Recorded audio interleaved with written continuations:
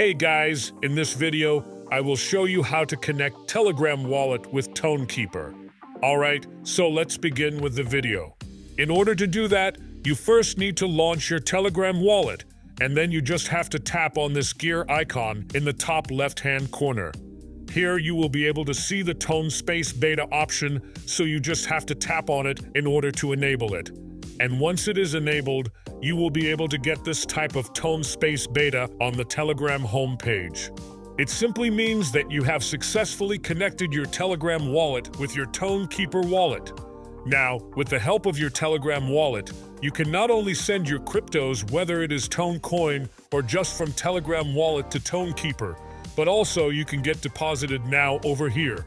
If you tap on the swap button, you can even swap from Tonecoin to any other coin like USDT and not coin. So that's basically how you can connect Telegram wallet with Tonkeeper. So that's all for this video. Consider subscribing if you find it helpful, and I'll catch you in the next one. Thanks.